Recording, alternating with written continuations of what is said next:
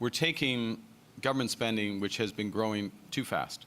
It's been growing at 9%, the operating spending, and we're focusing in on that, reducing duplication, finding efficiencies on through the delivery of various programs, using technology, capping the federal public service, which has grown by 40% over the last 10 years.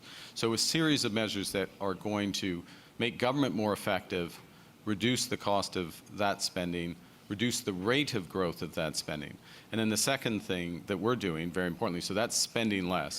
And the second thing that we're doing is we're not spending that amount of money, we're investing that amount of money. So we're using very limited government resources to catalyze enormous private sector investment.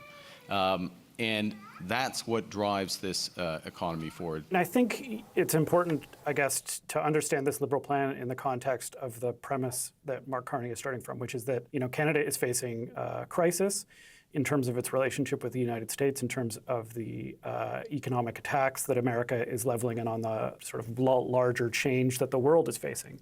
And so his response to that and the way he views sort of government's role in this moment is to to spend more, but also to sort of direct those funds at a few specific things, housing, infrastructure, and defense spending. There's a lot of, obviously, some big numbers here. The deficit will grow under this plan, but, Mark Carney's argument, I guess, is essentially twofold. One, that the crisis, the moment we're in, necessitates that level of spending. And two, that the way he is proposing to spend it is targeted and is not just based on sort of growing the size of government or spending more on the government's operations, but directing those funds to things that are going to, not only make Canada stronger in its response to the United States, but grow the economy, the national economy writ large. If the deficit's going to get bigger, can he justify that? I suspect that will be sort of the pointy edge of the Conservative attack. It will be over just the numbers that are involved.